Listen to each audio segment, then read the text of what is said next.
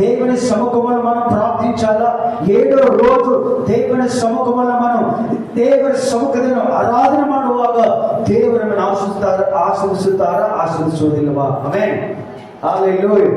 ನಾವು ಕೆಲವು ಕಾರ್ಯಗಳ ಬಗ್ಗೆ ನಾವು ಮಾತಾಡೋಣ. ಆದಿಕಾಂಡ 2ನೇ ಅಧ್ಯಾಯ 2 ಮತ್ತು 3ನೇ ವಚನ ಓದಿಕೊಳ್ಳೋಣ. ఆదికాండము 2వ అధ్యాయము 2 మరియు 3 వచనము.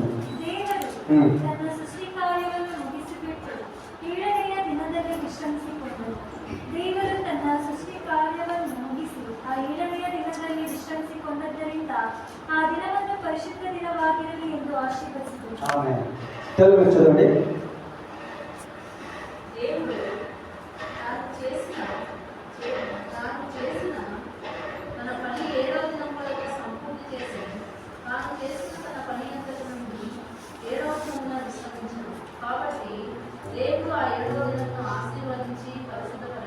ఆమేన్.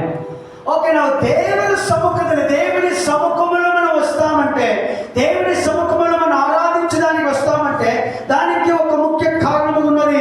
ಅದಕ್ಕೆ ಒಂದು ಮುಖ್ಯ ಕಾರಣವಿದೆ. ಅದೇನಂತ ಹೇಳಿದ್ರೆ, ಅದು ದೇವರು ಆಶೀರ್ವದಿಸಿ ಅದನ್ನ ಪರಿಶುದ್ಧವಾದ ದಿನವೆಂಬುದಾಗಿ ದೇವರ ಅದನ್ನ ಮಾರ್ಪಡಿಸಿರ್ತಕ್ಕಂಥ ದಿನವಾಗಿದೆ. Hallelujah, hallelujah. ನೋಡಿ, ನಾವು ವಾರಕ್ಕೆ 7 ದಿನ ಇದೆ, 7 రోజులు ఉన్నాయి. ನಾವು ಸೋಮವಾರ ಬಂದು ಆರಾಧನೆ ಮಾಡಲ್ಲ, ಮಂಗಳವಾರ, ಬುಧವಾರ, ಗುರುವಾರ, ಶುಕ್ರವಾರ, ಶನಿವಾರನೂ ನಾವು ಆರಾಧನೆ ಮಾಡಲ್ಲ. ಆದರೆ ಆರಾಧನೆ ಮಾಡತಕ್ಕಂಥ ರೀತಿಗಳು, ನಿಯಮಗಳನ್ನ ದೇವರು ನಮಗೆ ಆಲ್ರೆಡಿ ಕೊಟ್ಟಿದ್ದಾನೆ. Amen, hallelujah. ಇದು ನಮಗೆ ವಿಶ್ರಾಂತಿ ಅಲ್ಲ.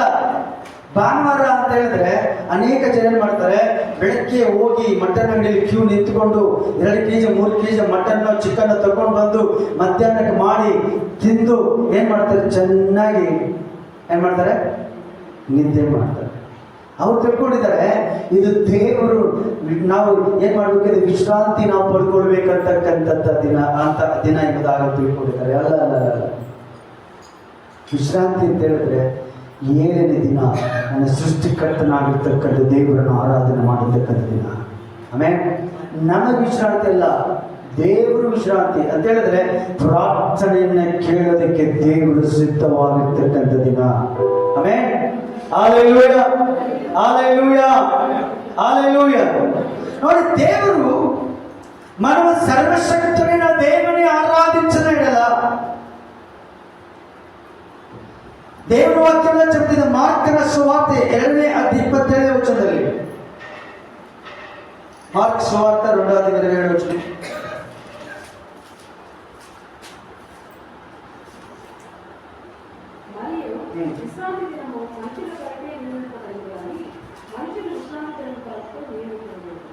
ನೋಡಿ, ದೇವರ ವಾಕ್ಯ ಹೇಳುತ್ತೆ, ಮತ್ತು ಆತನ ಸಬ್ಬತ್ ದಿನವು ಮನುಷ್ಯರಿಗೋಸ್ಕರ ಉಂಟಾಯಿತೆ ಹೊರತು ಮನುಷ್ಯರ ಸಬ್ಬತ್ ದಿನಕ್ಕೋಸ್ಕರ ಉಂಟಾಗಲಿಲ್ಲ. ಈ ಸಬ್ಬತ್ತು ಅನ್ನತಕ್ಕಂಥದ್ದು ನನಗೂ ದೇವರಿಗೆ ಇರ್ತಕ್ಕಂಥ ಒಂದು it's A connection between god and me. ದೇವರಿಗೂ ನನಗಿರ್ತಕ್ಕಂಥ ಸಂಬಂಧವನ್ನ ಸೂಚಿಸ್ತಕ್ಕಂಥದ್ದಾಗಿದೆ.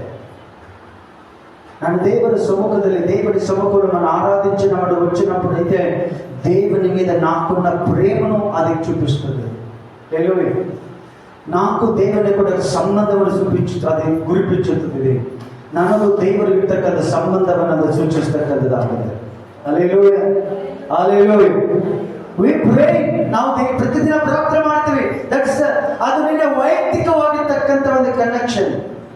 Amen, hallelujah. ಅದು ವೈಯಕ್ತಿಕವಾಗಿರ್ತಕ್ಕಂಥ ಪ್ರತ್ಯೇಕమైన ಕನೆಕ್ಷನ್. ಆದರೆ ಸಭೆಯಾಗಿ ನಾವು ಕೂಡಿ ಬರ್ತಕ್ಕಂಥ ಸಮಯದಲ್ಲಿ it's a revelation, it's a reverence to God. ಅದು ಒಂದು ಘನತೆಯನ್ನ ದೇವರಿಗೆ ಸೂಚಿಸತಕ್ಕಂಥದ್ದಾಗಿದೆ. ಆಮೆನ್. ಸಬ್ಬತ್ ದಿನ ನಮಗಾಗಿ ಉಂಟಾಗಿದೆ, ನಮಗಾಗಿ ಸಬ್ಬತ್ ದಿನ ಉಂಟಾಗಲಿಲ್ಲ. ಹಲ್ಲೆಲೂಯಾ. ಆದ್ರಿಂದ ನಾವೇನ್ ಮಾಡಬೇಕು, ವಿಶ್ವಾಸಿಗಳಾಗಿರ್ತಕ್ಕಂಥ ನಾವು, ವಿಶ್ವಾಸಲೇ ನಮ್ಮ ಈ ಲೋಕದಲ್ಲಿ ಜೀವಿಸ್ತಕ್ಕಂಥ ಜನದ ಪ್ರಕಾರವಾಗಿ ದೇವರ ದಿನವನ್ನ ನಾವೇನ್ ಮಾಡ್ತಾ ಇದ್ದೇವೆ, ಅಲಸ್ಯ ಮಾಡಿ ದೇವರಿಗೆ ನಾವು ಅವಮಾನ ಮಾಡ್ತಾ ಇದ್ದೇವೆ. ನೋಡಿ, ನಮ್ಮ ಸುತ್ತು ಪಕ್ಕದಲ್ಲಿ ಅನೇಕ ಮುಸ್ಲಿಮ್ಸ್ ಬಂಧು ಬಾಂಧವರು ಇದ್ದಾರೆ. ನೀವು ದುಬೈ ಅಥವಾ ಅರಬ್ ದೇಶಗಳಿಗೆ ಹೋದರೆ ಶುಕ್ರವಾರ ಯಾವುದೇ ಕಾರಣಕ್ಕೂ ಅವರ ಅಂಗಡಿಗಳನ್ನು ತೆಗೆಯುವುದಿಲ್ಲ. ಬಿಸ್ನೆಸ್ ಮಾಡಲ್ಲ. ಯಾಕೆ ಬಿಸ್ನೆಸ್ ಮಾಡಲ್ಲ? ಅದು ದೇವರಿಗೆ ಸೂಚಿಸ್ತಕ್ಕಂಥ ಘನತೆ ಗೌರವವನ್ನು. ಅದು 1 ಕೋಟಿ ರೂಪಾಯಿ ಬಿಸ್ನೆಸ್ ಆದರೂ ಕೂಡ ನೋಡಿ, ನಮ್ಮ ಆನೇಕಲ್ ರೋಡಲ್ಲಿ ಬಿಗ್ ಮಾರ್ಟ್ ಅಂತ ಇದೆ, ಒಂದು ಅಂಗಡಿ. ನೀವು ಮೋಸ್ಟ್ಲಿ ಆನೇಕಲ್ ಸುತ್ತಿರ್ತಕ್ಕಂಥ ಜನ ಗೊತ್ತಿರುತ್ತೆ. ಈ ಬಿಗ್ ಮಾರ್ಟ್ ಯಾವತ್ತೂ ತೆಗೆದಿರ್ತಾರೆ, ನೀವು ಹಬ್ಬ ಹರಿದಿನಗಳು ತೆಗೆದಿರ್ತಾರೆ, ಆದ್ರೆ ಶುಕ್ರವಾರ ಮಾತ್ರ ಮುಚ್ಚಿರ್ತಾರೆ. ಯಾಕೆ ಮುಚ್ಚಿರ್ತಾರೆ? ನಾವೆಲ್ಲರೂ ಕೂಡ ಅಲ್ಲಿ ಕೆಲಸ ಮಾಡುತ್ತೆ, ಕೆಲಸಕ್ಕೆ ಎಲ್ಲ ಕೆಲಸ ರಜಾ ಕೊಡ್ತಾರೆ. ಮಧ್ಯಾಹ್ನದ ಮೇಲೆ ನಮಾಜ್ ಆದ್ಮೇಲೆ ಅವ್ರೇನ್ ಮಾಡ್ತಾರೆ, ದೇವರು ಅವ್ರ ಅಂಗಡಿ ಬಿಸ್ನೆಸ್ ಮಾಡ್ತಾರೆ. ಆದ್ರೆ ಬೆಳಗ್ಗೆ ಯಾವುದೇ ಕಾರಣಕ್ಕೂ ಮಧ್ಯಾಹ್ನದವರೆಗೂ ಬಿಸ್ನೆಸ್ ಮಾಡ್ತಾರೆ. ಯಾಕೆ? ದೇವರ ಮೇಲೆ ಭಯ ಇದೆ. ಆಮೇಲೆ ನಾನು బిజినెస్ ಮಾಡಿದ್ರೆ, నేను బిజినెస్ చేస్తే ఆ రోజు దేవుని రోజు నేను బిజినెస్ చేస్తే ఆ బిజినెస్ నష్టంగా పోతుంది. హల్లెలూಯಾ. ಆದ್ರೆ ಕ್ರೈಸ್ತರಾಗಿರ್ತಕ್ಕಂಥ ನಾವು ಒಂದು ವೇಳೆ ನಮ್ಮ ಬಿಸ್ನೆಸ್ ಇರುವುದಾದ್ರೆ ನಾವೇನ್ ಮಾಡ್ತೀವಿ? ಪರವಾಗಿಲ್ಲ, ನಾನು ನಾಳೆ ಮಧ್ಯಾಹ್ನ ನಾನು ಪ್ರಾರ್ಥನೆ ಮಾಡ್ಕೊಳ್ತೀನಿ, ದೇವರು ನನ್ನ ಪ್ರಾರ್ಥನೆಯನ್ನು ಕೇಳ್ತಾರೆ. ಏನ್ ಮಾಡ್ತೀವಿ? ದೇವರನ್ನ ಮೂಲೆಗೆ ತಳ್ಳಿ ನಮ್ಮ ಬಿಸ್ನೆಸ್ ಅನ್ನ ದೇವರಾಗಿ ಮಾರ್ಪಡಿಸ್ಕೊಳ್ತಾರೆ. ಆಮೇಲೆ ಯಾವಾಗ ನಿನ್ನ ದೇವರನ್ನ ನೀನು ಬಿಟ್ಟು ನಿನ್ನ ಬಿಸ್ನೆಸ್ ಅನ್ನ, ಕೆಲಸವನ್ನ, ನಿನ್ನ ಕಾರ್ಯವನ್ನ ನೀನು ದೇವರಾಗಿ ತಿಳಿಸ್ಕೊಳ್ತೀಯೋ ಅದು ನಿನಗೆ ಶಾಪವಾಗಿ ಮಾರ್ಪಡುತ್ತೆ. ಆಮೇಲೆ it will become a curse in your life. Hallelujah, hallelujah. ಅದು ಶಾಪವಾಗಿ ನಿನ್ನ ಜೀವಿತಕ್ಕೆ ಮಾರ್ಪಾಡಾಗುತ್ತೆ. Amen, hallelujah. ಸಬ್ಬತ್ ದಿನ ಇಟ್ಸ್ ಎ ಲಾ. ನೋಡಿ, ನಮಗೆ ಒಂದು ನಮ್ಮ ದೇಶದಲ್ಲಿ ಸಂವಿಧಾನ ಕೊಟ್ಟಿದೆ. ಇಟ್ಸ್ ಎ ಕಾನ್ಸ್ಟಿಟ್ಯೂಷನ್ ಇದೆ. ನಮ್ಮ ದೇಶ, ಭಾರತ ದೇಶಕ್ಕೆ ಕಾನ್ಸ್ಟಿಟ್ಯೂಷನ್ ಇಸ್ ದ ಬಿಗ್ಗೆಸ್ಟ್ ಏನಂತ ಹೇಳಿದ್ರೆ ಅತಿ ಪ್ರಾಮುಖ್ಯವಾಗಿರ್ತಕ್ಕಂಥದ್ದು. It's A priority. ಎಲ್ಲ ಕಾನೂನುಗಳು ಏನ್ ಮಾಡಿದ್ದಾರೆ, ಆ ಕಾನ್ಸ್ಟಿಟ್ಯೂಷನ್ ಬರೆಯಲ್ಪಟ್ಟಿದೆ. ಏನನ್ನು ಬರೆಯಲ್ಪಟ್ಟಿದೆ? ನೀನು ಮರ್ಡರ್ ಮಾಡಿದ್ರೆ ನಿನಗೆ ಮರಣದಂಡನೆ, ಹೌದಾ? ಕಳ್ತನ ಮಾಡಿದ್ರೆ ನಿನಗೆ ಶಿಕ್ಷೆ ಇದೆ. Hallelujah, hallelujah. ಆದ್ರೆ ನಮಗೆ ದೇವರು ಏನ್ ಮಾಡಿದ್ದಾರೆ? ಒಂದು ಲಾನ ಕೊಟ್ಟಿದ್ದಾರೆ. ನೀನು ಭಾನುವಾರ ಆರಾಧನೆಯನ್ನ ದೇವರ ಸಮ್ಮುಖದಲ್ಲಿ ಮಾಡಬೇಕು ಅಂತಕ್ಕಂಥ ಒಂದು ಲಾ ಕೊಟ್ಟಿದ್ದಾರೆ. ಹಲ್ಲೆಲೂಯಾ. ವಿಮೋಚನಾ ಕಾಂಡ 31ನೇ ಅಧ್ಯಾಯ 14 ಚೂರುಗಳು 31:14. ಎಕ್ಸೋಡಸ್, ನಿರ್ಗಮಕಾಂಡ 38:14. ಆದ ಕಾರಣ ನೀವು ಸಬ್ಬತ್ ದಿನವನ್ನು ದೇವರ ದಿನವೆಂದು ಭಾವಿಸಿ ಆಚರಿಸಬೇಕು. ಜ್ಞಾಪಕ ಇಟ್ಕೊಳ್ರಿ, ಸಬ್ಬತ್ ದಿನವನ್ನ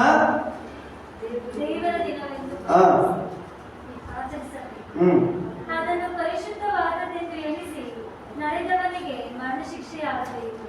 ಆ ದಿನದಲ್ಲಿ ಕೆಲಸವೇನಾದರೂ ಮಾಡುವವನು ತನ್ನ ಕುಲದಿಂದ ತೆಗೆದು ಹಾಕಲ್ಪಡಬೇಕು. ಆಮೆನ್. ತೆಲುಗು ಚದವಂడి. ನಿರ್ಗಮಕಾಂಡ మీరు విశ్రాంతి దినమును ఆచరించుకోవాలి. నిశ్చయముగా అది పరిశుద్ధము. దానిని అపవిత్రపరచువాడు తన ప్రజల్లో నుండి కొట్టివేయబడును. హల్లెలూయా.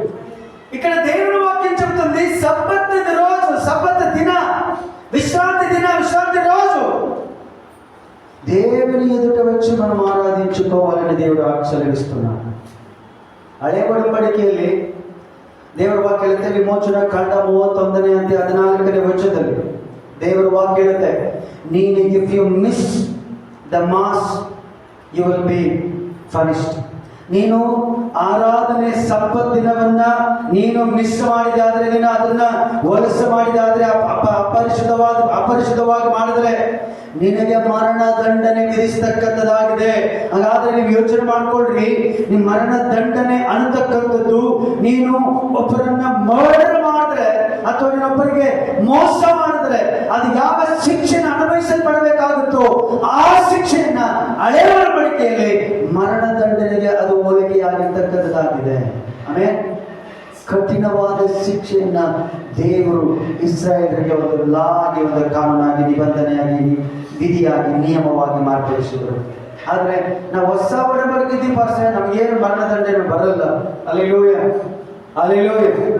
ನಾವು ಎಸ್ಕೇಪ್ ಆಗ್ತೀವಿ. ಹೊಸ ಒಡಂಬಡಿಕೆ ಇದ್ದೀವಿ, ನಾವು ಯೇಸು ಕೃಪೆ ಕಾಲದಲ್ಲಿ ಇದ್ದೀವಿ. We are living in a grace period, we are living in a church period. ದೇವರ ಸಮ್ಮುಖದಲ್ಲಿ ನಾವು ಕೃಪೆ ಕಾಲದಲ್ಲಿ ಇದ್ದೇವೆ. ನಮಗೇನು ಆಗೋದಿಲ್ಲ. ಹಲ್ಲೆಲೂಯಾ. ಆಗಲ್ಲ ಅಂತಲ್ಲ, ಆಗುತ್ತೆ. ಯಾಕೆಂತ ಹೇಳಿದ್ರೆ ದೇವರು ನಿಮಗೋಸ್ಕರವಾಗಿ ಪ್ರಾರ್ಥನೆ ಮಾಡಲಿಕ್ಕೆ ಅದನ್ನು ಶಕ್ತನಾಗಿದ್ದಾನೆ. ಆಮೇಲೆ ಒಂದೊಂದು ತಪ್ಪುಗಳನ್ನ ದೇವರು ಕ್ಷಮಿಸಿ ನಿಮ್ಮನ್ನ ಬಿಡುಗಡೆ ಮಾಡುತ್ತಾ ಬರ್ತಕ್ಕದ್ದು ನಾವು ಎಲ್ಲಿವರೆಗೂ ದೇವರು ಹೇಳ್ತಾರೆ, ನಾನು ಒಬ್ಬನು ಪಾಪ ಮಾಡಿದ್ರೆ ಅವನೇನು ಮಾಡು, ಎಚ್ಚರ ಮಾಡು, ಅವನು ಒಂಟಿಗನಾಗಿ ಅವನಿಗೆ ಹೇಳು, ಅಥವಾ 7 ಜನಕ್ಕೆ ನೀವು ಸಭೆ ಇರ್ತಕ್ಕಂಥ ಹಿರಿಯರಿಗೆ ಹೇಳು. ಅವನಿಗೆ ಕೇಳದೆ ಹೋದ್ರೆ ನೀವೇನ್ ಮಾಡ್ಬೇಕು, ಅವನನ್ನ ಬಹಿಷ್ಕರಿಸಲ್ಪಡಬೇಕು. ಆಮೇಲೆ ಹಲ್ಲೆಲೂಯಾ. ಮರಣ ದಂಡನೆಗೆ ಗುರಿ ನೋಡಿ. ನೀನು ಒಂದು ವೇಳೆ ತಪ್ಪು ಮಾಡಿದ್ರೆ ಮರಣ ದಂಡನೆ ಅಂತ ಹೇಳಿಲ್ಲ, ನೀನು ಸಬ್ಬತ್ ದಿನವನ್ನ ಮಿಸ್ ಮಾಡಿದ್ರೆ ನಿನಗೆ ಮರಣ ದಂಡನೆ. ಅದು ಮಾತ್ರವಲ್ಲ, ಅದರ ಕುಲದಿಂದ ತೆಗೆದುಹಾಕಬೇಕೆಂಬುದಾಗಿ ನೀನು ಭ್ರಷ್ಟನಾಗಿ, ನಿನಗೆ ಒಂದು ಕುಲ ಇಲ್ಲ, ಒಂದು ಹೆಸರಿಲ್ಲ, ಒಂದು ಗೋತ್ರ ಇಲ್ಲ, ಒಂದು ಫ್ಯಾಮಿಲಿ ಟ್ರೀ ಇಲ್ಲ. ಹಲ್ಲೆಲೂಯಾ. ದೇವರು ಹೇಳ್ತಾರೆ, ಅದರಿಂದ ನಿನ್ನ ತೆಗೆದುಹಾಕಲ್ಪಡುತ್ತೆ. ಅಂದ್ರೆ ನಿನ್ನ ಭ್ರಷ್ಟನಾಗಿ ನೀನು ನಿನ್ನ ಜೀವಿತವನ್ನು ಕಲಿಬೇಕಾಗುತ್ತೆ.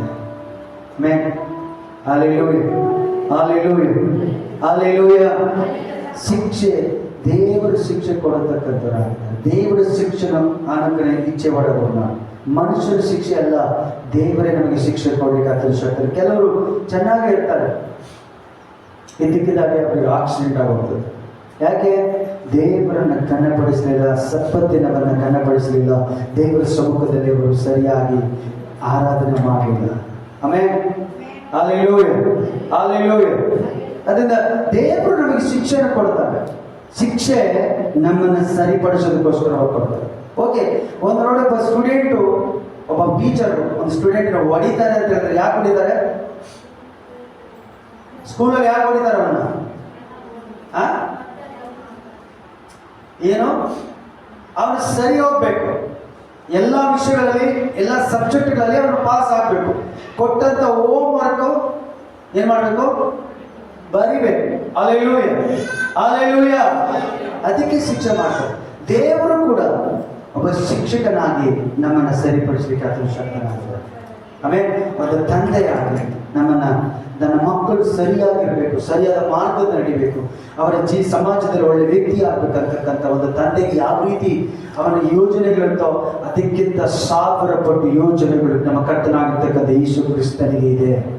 ಆಮೆನ್. ಹಲ್ಲೆಲೂಯಾ. ಯೆಶಾಯ 56 2ನೇ ವಚನ. ಯೆಶಾಯ 56 56:2. ಈ ವಿಧಿಯನ್ನು ಕೈಗೊಳ್ಳುವ ಮನುಷ್ಯನು ಧನ್ಯ. ಇದನ್ನೇ ಭದ್ರವಾಗಿ ಹಿಡಿದು ಸಬ್ಬತ್ ದಿನವನ್ನು ಓಲೆ ಮಾಡದೆ ದೇವರ ದಿನವೆಂದು ಆಚರಿಸುತ್ತಾ ಯಾವ ಕೇಡಿಗೂ ಕೈ ಹಾಕದ ಮಾನವನು ಭಾಗ್ಯವಂತನು. ಇವತ್ತು ಬರ್ತ್ಡೇ ಇದೆ, ನಾನು ಹೋಗ್ಬೇಕು, ಮದುವೆ ಇದ್ರೆ ಹೋಗ್ಬೇಕು, ಅಥವಾ ನನಗೆ ಓಟಿ ಇದೆ ಪಕ್ಷ ಹೋಗ್ಬೇಕು, ಅವೆಲ್ಲವೂ ಸರಿ. ಅದರ ಮೊದಲು ದೇವರಾಗಿರ್ತಕ್ಕಂಥ ಕರ್ತನನ್ನು ಸನ್ಮಾನಿಸು. ಆಮೇಲೆ ನೀನು ಆಶೀರ್ವಾದము పొందిన మనిషి, ఆశీర్వాదం పొందిన వ్యక్తిగా మారాలంటే మొదట విధి అంటే ఇది నియమ. చదవండి తెలుగులో. అది యెషయా 56:2. నియమించిన విశ్రాంతి దినమును అపవిత్రపరచకుండగా దానిని అనుసరించుచు ఏ ఈడు చేయకుండా ಆಮೇಲೆ ನೋಡಿ, ಸಬ್ಬತ್ ದಿನ ಯಾವ ಕೇಳಿಗೂ ಕೈ ಹಾಕಬಾರ್ದಂತೆ. ಅಂದ್ರೆ ನಾವು ಕೈ ಹಾಕಿದ್ರೆ ಅದು ಕಚ್ಚುತ್ತೆ ಅನ್ನತಕ್ಕಂಥ ಒಂದು ನಿಯಮವನ್ನು ತಿಳ್ಕೊಳ್ಳಿ. ಸಬ್ಬತ್ ದಿನದಲ್ಲಿ ಯಾವ ಕೇಡು ಅಂದ್ರೆ ಕೆಲಸ ಮಾಡಿದ್ರೆ ಕೈ ಹಾಕಿದ್ರೆ ಅದು ನಮಗೆ ಸಫಲ ಆಗೋದಿಲ್ಲ, ಅದು ವಿಫಲ ಆಗುತ್ತೆ. ಆಮೇಲೆ ಹಲ್ಲೆಲೂಯಾ, ಹಲ್ಲೆಲೂಯಾ, ಹಲ್ಲೆಲೂಯಾ. ನೀವು ಸಫಲ ಆಗಬೇಕಾದ್ರೆ ಮೊದಲು ದೇವರ ರಾಜ್ಯಕ್ಕಾಗಿ ನೀತಿಗೆ ತಗೋಬಾರ್ದು. ಆಮೇಲೆ ಹಲ್ಲೆಲೂಯಾ. ದೇವರ ಸಮ್ಮುಖದಲ್ಲಿ ನಾನು ಸಬ್ಬತ್ ದಿನವನ್ನ ಮಾನ್ಯವಾದದ್ದು, ಘನವಾದದ್ದು ಎಂಬುದಾಗಿ ಎಣಿಸುವಾಗ ದೇವರು ನಮ್ಮನ್ನ ಭಾಗ್ಯವಂತರಾಗಿ ಆಶೀರ್ವದಿಸಲ್ಪಟ್ಟವರಾಗಿ ನಮ್ಮನ್ನು ಮಾರ್ಪಡಿಸ್ತಾರೆ. ನಾನು ಸಬ್ಬತ್ ದಿನ ಓಲೆ ಮಾಡಿದ್ರೆ ಅಥವಾ ನಾನು ಆಲಸ್ಯ ಮಾಡಿದ್ರೆ ನಮಗೆ ಮರಣದಂಡನೆ, ಮರಣ ಶಿಕ್ಷೆ ಇದೆ. ಅದೇ ಸಬ್ಬತ್ ದಿನವನ್ನ ನಾನು ಪರಿಶುದ್ಧವನ್ನ ಧರಿಸಿ ಅದನ್ನ ಸಮ್ಮುಖದಲ್ಲಿ ಬರುವಾಗ ದೇವರು ನಮ್ಮನ್ನು ಆಶೀರ್ವದಿಸಲಿಕ್ಕೆ ಆತನು ಶಕ್ತನಾಗಿದ್ದಾನೆ. ಆಮೆನ್. ಹಲ್ಲೆಲೂಯಾ. ಅದೇ 58:13-14 ನೀವು ಸಬ್ಬತ್ ದಿನವನ್ನು ಅಗಮ್ಯವಾದದ್ದೆಂದು ತಿಳಿದು ಆ ನನ್ನ ಪರಿಶುದ್ಧ ದಿವಸದಲ್ಲಿ ನಿಮ್ಮ ನಿತ್ಯದ ಕೆಲಸವನ್ನು ಮಾಡದೆ, ಸ್ವೇಚ್ಛೆಯಾಗಿ ನಡೆಯದೆ, ಸಕಾಲದಲ್ಲಿ ನಿರತರಾಗದೆ, ಹರಟದೆ, ಯೆಹೋವನ ಸಬ್ಬತ್ತೆಂದು ಪರಿಶುದ್ಧ ದಿನವೂ ಉಲ್ಲಾಸಕರವೂ ಮಾನ್ಯವೂ ಆದದ್ದೆಂದು ಬಲಪಡಿಸಿದರೆ ಆಗ ನೀವು ಯೆಹೋವನಲ್ಲಿ ಉಲ್ಲಾಸ ಪಡುವಿರಿ. ಮತ್ತು ನಾನು ನಿಮ್ಮನ್ನು ಭೂಮಿಯ ಎತ್ತರವಾದ ಪ್ರದೇಶಗಳ ಮೇಲೆ ಹತ್ತಿಸಿ ನಿಮ್ಮ ಪಿತೃವಾದ ಯಾಕೋಬನ ಸ್ವಾಸ್ಥ್ಯವನ್ನು ನೀವು ಅನುಭವಿಸುವಂತೆ ಮಾಡುತ್ತೇನೆ. ಯೆಹೋವನೇ ಇದನ್ನು ನುಡಿದಿದ್ದಾನೆ. ಆಮೆನ್. ನೋಡಿ, ದೇವರು ನಮಗೆ ಆಶೀರ್ವಾದ, ಒಂದು ವಾಗ್ದಾನವನ್ನ ಕೊಡ. ದೇವರು మనకు ఆశీర్వాద వాగ్దానం ఇస్తున్నాడు. ஓய்வு நாள் நீ கத்தெடுத்த இடத்துல நீ வந்தால் ನೀವು ಸಬ್ಬತ್ತಿನವನ್ನು ಅಗಮ್ಯವಾದದೆಂದು ತಿಳಿದು, ಇದು ಸಾಧಾರಣವಲ್ಲ, ಇದು ಅಸಾಧಾರಣವಾದ ದಿನ. ಯಾಕಂದ್ರೆ ನಾನು ದೇವರನ್ನು ಆರಾಧನೆ ಮಾಡಿ ಬರ್ತಾ ಇದ್ದೀನಿ. ನನ್ನ ಪರಿಶುದ್ಧ ದಿವಸದಲ್ಲಿ ನಿಮ್ಮ ನಿತ್ಯದ ಕೆಲಸವನ್ನು ಮಾಡದೆ, ಸ್ವೇಚ್ಛಾಗಿ ನಡೆಯದೆ, no other commitments, only commit to God. ಯಾವ ಕಮಿಟ್ಮೆಂಟ್ಗಳಿದೆ?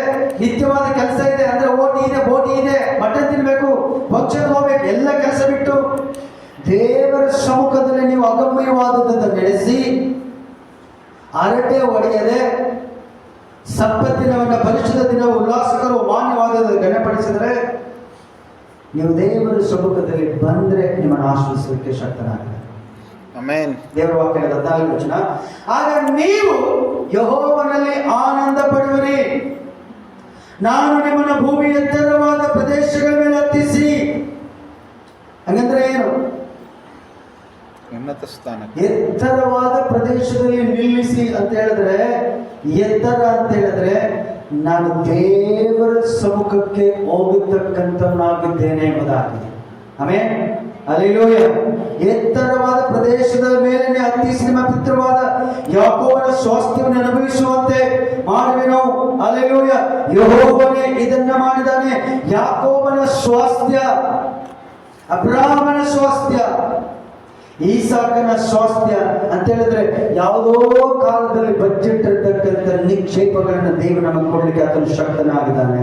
ಆಮೆನ್. ಆಮೆನ್. ಆಮೆನ್. ಆಮೆನ್. ಆಮೆನ್. ಕಾರಣ ಇಷ್ಟೇ, ನೀನು ಸಬ್ಬತ್ ದಿನವನ್ನ ಮಾನ್ಯವಾದದ್ದು, ಘನವಾದದ್ದು ನೆನೆಸಿದ್ದರಿಂದ ನಿತ್ಯದ ಕೆಲಸವನ್ನು ಬಿಟ್ಟು, ನೀನು ಮಾಡಬೇಕಾಗಿರ್ತಕ್ಕಂಥ ನಿತ್ಯವಾದ ಕೆಲಸವನ್ನು, ಓಟಿಯನ್ನ ಡ್ಯೂಟಿಯನ್ನ ಬಿಟ್ಟು, ನಿನಗಿರ್ತಕ್ಕಂಥ ಫಂಕ್ಷನ್ಗಳ ಬಿಟ್ಟು, ಸಂಬಂಧಗಳ ಬಿಟ್ಟು, ಫ್ರೆಂಡ್ಸ್ ಸವಾಸ ಬಿಟ್ಟು, ಮಾಡಬೇಕಾಗಿದ್ದ ప్రయాణಗಳನ್ನ బిట్టు, చేయాల్సిన ప్రయాణములను విడిచి, ఎప్పుడైతే నేను దేవుని సాన్నిధ్యంలో మోకాలు వేసి కన్నీళ్లతో ప్రార్థన చేస్తావో దేవుడు నిన్ను దీవించుతున్నాడు. ఆమేన్.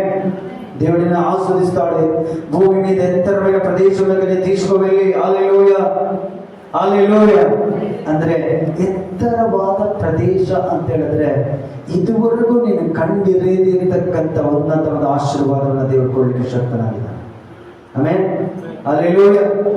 ನೀನು ದೇವರ ದಿನವನ್ನ ನೀನು ಕನಪಡಿಸೋದಾದ್ರೆ ದೇವರ ಬಿಸ್ನೆಸ್ ಅನ್ನು ಆಶೀರ್ವದಿಸ್ತಾರೆ, ನಿನ್ನ ಕೆಲಸವನ್ನು ಆಶೀರ್ವದಿಸುತ್ತಾರೆ, ನಿನ್ನ ಆರೋಗ್ಯವನ್ನು ಆಶೀರ್ವದಿಸ್ತಾರೆ, ನಿನ್ನ ಬ್ಯಾಂಕ್ ಬ್ಯಾಲೆನ್ಸ್ ಅನ್ನು ದೇವರು ಆಶೀರ್ವದಿಸ್ತಾರೆ. ಆಮೆನ್. ದರಿದ್ರನಾಗಿರೋದಿಲ್ಲ, ನೀವು ಸಾಲ ಕೊಡಿದರೆ ಹೊರತು ಸಾಲ ತೆಗೆದುಕೊಳ್ಳೋದಿಲ್ಲ. ಆಮೆನ್. ಹಲ್ಲೆಲೂಯಾ. ಹಲ್ಲೆಲೂಯಾ. ಮತ್ತಾಯ ಸುವಾರ್ತೆ 11ನೇ ಅಧ್ಯಾಯ 28ನೇ ವಚನ.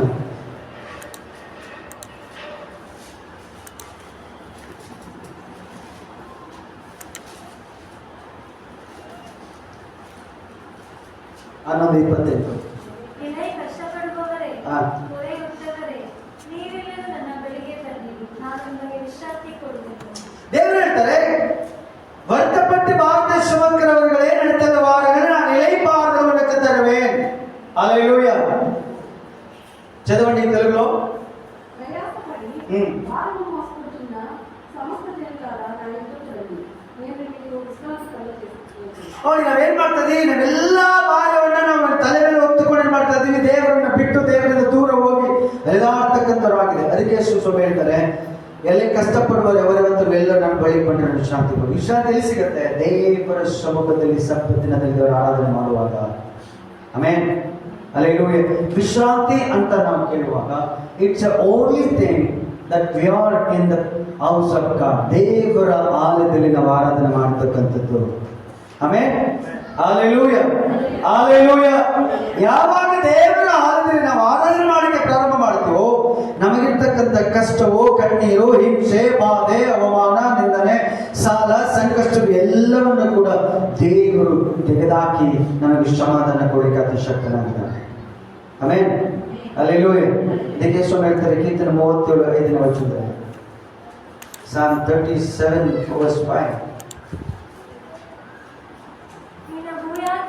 ನಿನ್ನ ಭೂಯಾತ್ರೆಯ ಚಿಂತೆಯನ್ನ ಯೆಹೋವನಿಗೆ ವಹಿಸಿಬಿಟ್ಟು ಭರವಸೆದಿಂದಿರು, ಆತನೇ ಅದನ್ನು ಸಾಗಿಸುವನು. Just forget everything that hinders to come to me.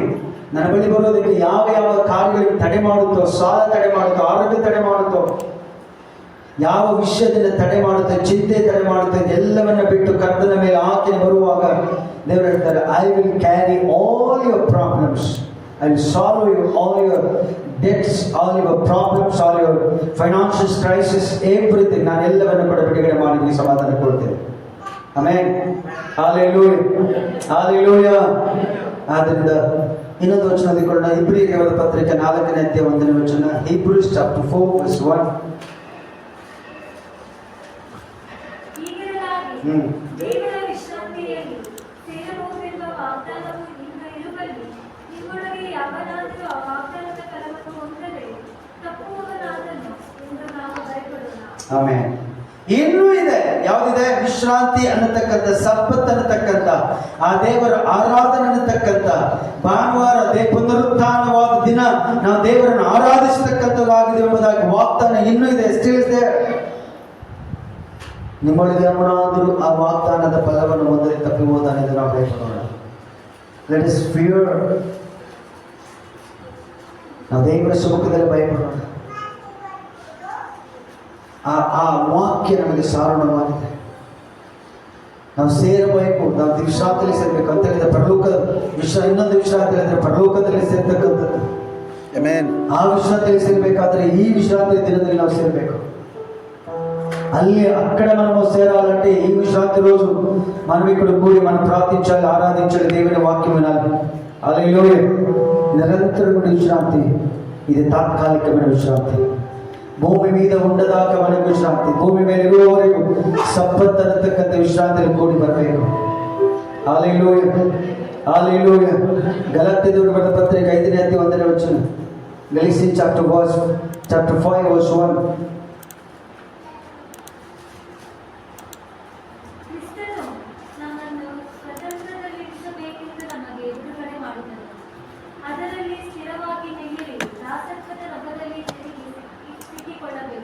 ದೇವರು ನಮ್ಮನ್ನ ಸ್ವತಂತ್ರವಾಗಿ ಇರಬೇಕೆಂಬುದಾಗಿ ನಮಗೆ ಬಿಡುಗಡೆ ಮಾಡಿದ, ಪಾಪ ಶಾಪದಿಂದ ಬಿಡುಗಡೆ ಮಾಡಿದ. Hallelujah. ಸ್ವತಂತ್ರದಲ್ಲಿರಬೇಕೆಂದು, ಸ್ವತಂತ್ರದಲ್ಲಿರಿಸಬೇಕೆಂದು. We are not a bondage people, we are released. The bondage was broken when we accept Jesus Christ as a personal savior. ಯೇಸು ಕ್ರಿಸ್ತನ ಸ್ವಂತ ರಕ್ಷಕನಾಗಿ ಸ್ವೀಕಾರ ಮಾಡಿಕೊಳ್ಳುವಾಗ ನಮಗಿರ್ತಕ್ಕಂಥ ಎಲ್ಲ ಕಟ್ಟುಗಳು, ಬಂಧನಗಳು ಬಿಚ್ಚಲ್ಪಟ್ಟಿದೆ. We are not a slave, but we released from the slavery. ನಾವು ದಾಸತ್ವದಲ್ಲಿಲ್ಲ, ಆ ದಾಸತ್ವದ ನಗದಲ್ಲಿಂದ ನಮ್ಮನ್ನು ದೇವರು ಬಿಡುಗಡೆ ಮಾಡಿದ್ದಾನೆ. ನಾವು ಸ್ವತಂತ್ರರಾಗಿ, we are independent in Christ. ಹಲ್ಲೆಲೂಯಾ. ನಾವು ದೇವರಲ್ಲಿ ಸ್ವತಂತ್ರರಾಗಿದ್ದೇವೆ. ದೇವನಿடத்தில் நாம் சுதந்திரமாக இருக்கிறவர்களாயிருக்கணும். நம் அடிமை என்று அடிமையில் அல்ல, நம் தேவனிடத்தில் சுதந்திரமாய் நிற்ப கடவுளுக்கு கர்த்தர்கள் அளித்திருக்கிற பாவத்தில் விடுதலை, சாபத்தில் விடுதலை, அக்கிரமத்தில் விடுதலை, விபச்சாரத்தில் விடுதலை கர்த்தர் நமக்கு விடுதலை ஆக்கி அவரிடத்தில் பரிசுத்தமாய் நிற்க கர்த்தர் என்னையும் உன்னையும் கர்த்தர் அழைத்தவராயிருக்கிறார். ಆಮೆನ್. ಹಲ್ಲೆಲೂಯಾ. ಹಲ್ಲೆಲೂಯಾ. ಹಲ್ಲೆಲೂಯಾ. ಆದ್ದರಿಂದ ದೇವರ ಸಮ್ಮುಖದಲ್ಲಿ ಉನ್ನತ ಸ್ಥಿತಿಗೆ ನಾವು ಏರಿಸಬೇಕಾದ್ರೆ ನಾವೆಲ್ಲರೂ ಕೂಡ ಕರ್ತನ ಸಮ್ಮುಖದಲ್ಲಿ ನಾವು ಆತನ ಆರಾಧನೆ ಸಬ್ಬತ್ ದಿನವನ್ನು ಮಾನ್ಯವಾದದ್ದು ಘನವಾದದ್ದು ಎಂಬುದಾಗಿ ಯಾವಾಗಲೂ ಎಲ್ಲ ಶ್ರಮಗಳಲ್ಲಿ ನಾವು ಯೇಸು ಕ್ರಿಸ್ತನ ಆರಾಧಿಸಲ್ಪಡಬೇಕು. ದೇವರು 6 ದಿನಗಳು ಕೊಟ್ಟಿದ್ದಾರೆ. Let us work in 6 days. 6 రోజులు మనం పని చేసుకుంటాం. 7ನೇ ದಿನ ಇಟ್ಸ್ ಗಾಡ್ಸ್ ಡೇ. ಇದು ದೇವರ ದಿನ. ಇದು ದೇವರ ಸಮ್ಮುಖದಲ್ಲಿ ಆರಾಧನೆ ಮಾಡತಕ್ಕಂಥ ದಿನ. ನನಗೂ ದೇವರಿಗೂ ನಮ್ಮ ಹೃದಯಗಳನ್ನ ತೆರೆದು ನಮಗಿರ್ತಕ್ಕಂಥ ಎಲ್ಲ ಕಾರ್ಯಗಳನ್ನ ದೇವರ ಸಮ್ಮುಖದಲ್ಲಿ ಹಾಕತಕ್ಕಂಥ ದಿನ. It's A fellowship with god. ನಾವು ದೇವರ ಆಲಯ ಅಂತ ಹೇಳಿದ್ರೆ ನಾವು ಒಬ್ಬರಿಗೊಬ್ಬರು ಪ್ರಾರ್ಥಿಸುವಾಗ ದೇವರ ದೊಡ್ಡ ಬಿಡುಗಡೆಯನ್ನು ನಮ್ಮ ಜೀವಿತದಲ್ಲಿ, ನಿಮ್ಮ ಜೀವಿತಗಳಲ್ಲಿ ಕರ್ತನು ಬಿಡುಗಡೆ ಮಾಡಲಿಕ್ಕೆ ಶಕ್ತನಾಗಿದ್ದಾನೆ. ಆಮೆನ್. ಹಲ್ಲೆಲೂಯಾ, ಹಲ್ಲೆಲೂಯಾ. ಅದರಿಂದ ಎಲ್ಲ ಕೆಲಸಗಳನ್ನು, ಕಾರ್ಯಗಳನ್ನು ದೇವರು ಆಶೀರ್ವದಿಸಲ್ಪಡಬೇಕಾದ್ರೆ ನಾವು ದೇವರಿಗೆ ಭಯಪಡಬೇಕು. Fear the lord. ದೇವರು ನಿಮ್ಮನ್ನು ಆಶೀರ್ವದಿಸಲಿಕ್ಕೆ ಎಷ್ಟು ಶಕ್ತನಾಗಿದ್ದಾನೆ. ವ್ಯಕ್ತಿಯಾಗಿ ದೇವರು ಮಾರ್ಪಡಿಸುವವನಾಗಿದ್ದಾನೆ. ನಮಗೊಂದು ಹೆಸರನ್ನು ಕೊಡ್ತಾನೆ. You are God's people, chosen people. ದೇವರ ಮಕ್ಕಳು, ದೇವರು ಆಯ್ಕೆ ಮಾಡಿಕೊಂಡಂಥ ಮಕ್ಕಳಂತಕ್ಕಂಥ ಹೆಸರುಗಳನ್ನು ದೇವರು ಮಕ್ಕಳಿಗೆ ಅತ್ಯ ಶಕ್ತನಾಗಿದ್ದಾನೆ. ಆಮೆನ್. ಹಲ್ಲೆಲೂಯಾ, ಹಲ್ಲೆಲೂಯಾ. ದೇವರನ್ನು ಆರಾಧಿಸುವ ಸತ್ಯಕ್ಕೆ ತಕ್ಕ ಹಾಗೆ ನಾವು ಆರಾಧಿಸುವಾಗ ಪರಲೋಕದ ರಾಜ್ಯದ ರಹಸ್ಯಗಳು, ಆಶೀರ್ವಾದಗಳು ನಮ್ಮ ಮೇಲೆ ಆತನು ಸುರಿಯಲಿಕ್ಕೆ ಅತ್ಯ ಶಕ್ತನಾಗಿದ್ದಾನೆ. ಆಮೆನ್. ಹಲ್ಲೆಲೂಯಾ. ಅದರಿಂದ ಕಣ್ಣುಗಳ ಮುಚ್ಚಿ ನಾವು ಪ್ರಾರ್ಥನೆ ಮಾಡಿಕೊಳ್ಳೋಣ. ದೇವರೇ,